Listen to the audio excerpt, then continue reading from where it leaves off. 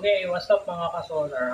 Today mag-unbox ako ng smart camera, dual view camera. Ito yung mga main features niya, pan and tilt, AI human detection, tapos infrared light, pag sa gabi yan, night vision, tapos may Bluetooth, Wi-Fi, tapos audio recording, tapos sabi dito, um, weatherproof siya. Then, ang storage niya is yung cloud, yung may subscription cloud storage, i-upload yung mga footage dun sa cloud storage. Then, meron ding SD card. Tura ng camera. Dito may nagpa-flash ng blue and red, tapos dito may LED na bulb, tsaka infrared sa LED yan. Para sa gabi, pwede may i-on yung LED para maliwanag yung kuha niya. Or pwede ding infrared lang yung naka-on, night vision naman. So, ito yung mga laman ng camera at tingnan natin. Yan. Ito yung English manual niya. Ang kagandahan dito sa manual na to, kung tamad ka magbasa, i-scan mo lang yung QR code dito.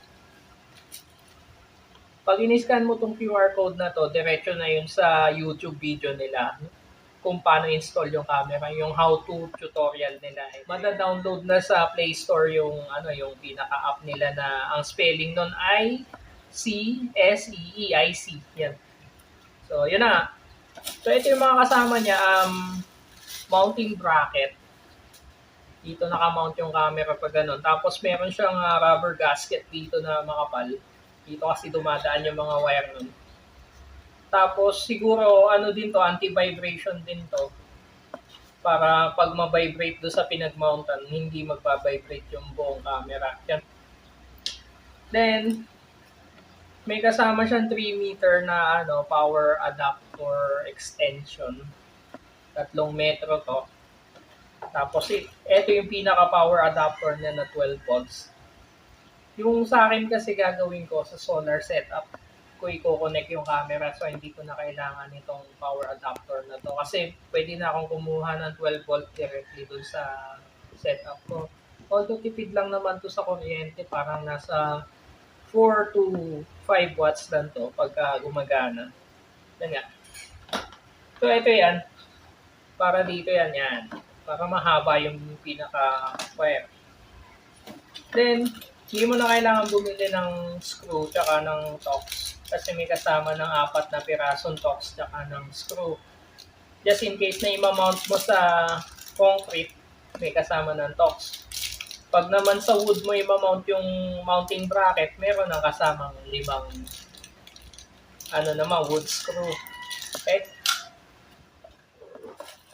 Okay guys, ito yung sinasabi kong features na may red and blue na light every time na may ma-detect na motion.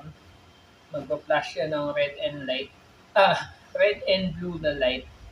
Tapos pwede din i-set doon yung duration niya kung 10 seconds, 30 seconds. Same with the alarm kung magko-continuous yung alarm or mag-alarm lang ng isang beses. Tapos yun nga yung alarm nito, pwede mo i-customize, pwede ka mag-upload ng recordings mo na for example, no trespassing here, ganun. Yung default na alarm kasi nito, may mga preset na dito na yung siren, yung wang-wang, gano'n. So, pwede ka mag-upload ng boses mo, i-record mo, then upload dito. Yung infrared niya, tsaka LED light niya. Pwedeng yung setting niyan sabay na naka-on niya pagkagabi. Or pwedeng yung infrared lang. Or pwede din yung LED lang yung nakaset na para lumiwanag yung paligid.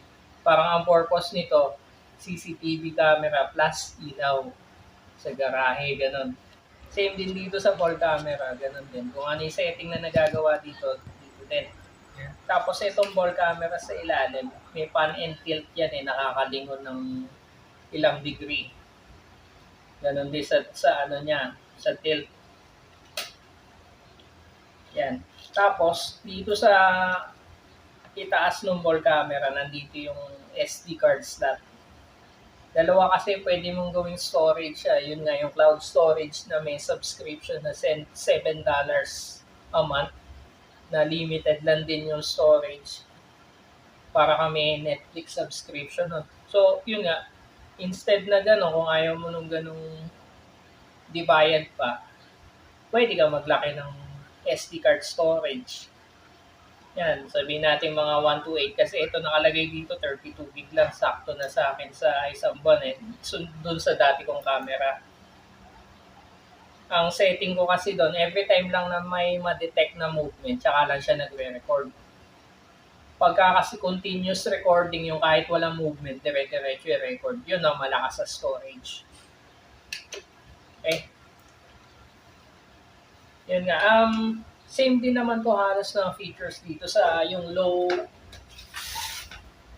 model nila. Yun nga lang, nawala yung mga blinking na may ilaw dito, tsaka yung mga infrared, konti lang. So, yung software na ginagamit dito, apps, isa lang din. Tapos yung video quality nito, same din dito. Yun nga lang, ang dami nitong pakulo eh. Okay, next naman, testingin ko. Titingnan natin yung video quality, tsaka yung mga features na rin kung ano ba yung mga yan. Okay? Okay, mga kasolar, na-install ko na yung CCTV camera. So, bali dito siya naka-mount. Yan. Yan. So, yung fixed na camera, dito nakatutok sa driveway yan. Then, etong ball cam, kaya din niyang lumingon dun sa driveway. Pero dito siya nakatutok sa bintana. Then, dito sa mga bikes. Okay, ito yung pinaka IC na apps. Yan, ito yung main camera sa taas. Then, yun sa ilalim yung ball cam. Okay. Ito yung tracking niya. Left and right. Up. Down. Ito yung kuha niya ng daytime. Yan.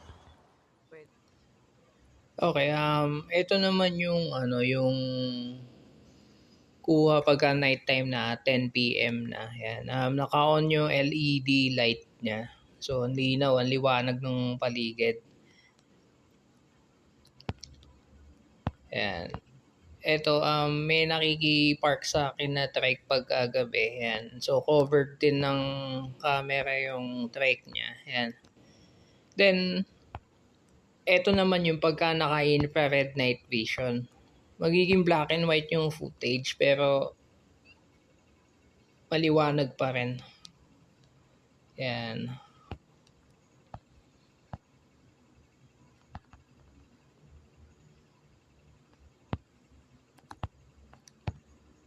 Then, ito yung cruise control. May naka-preset ako dyan na left, center, right. Pagka pinindot tong start tour, automatic magpa-pan and tilt yung camera. Yung ball camera sa ilalim yan.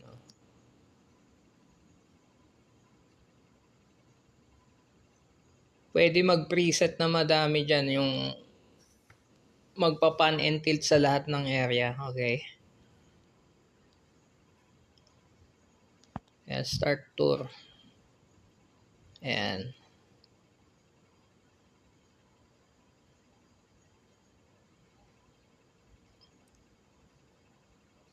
Actually, madaming pwede i-customize na setting dito. Ito pa lang yung na-explore ko na mga features niya. Ayan. At as ilalagay ko na rin sa description kung saan nabibili ito. Nga pala, yung SD card nito, hiwalay na binibili. Okay. Ayan, may dumadaan.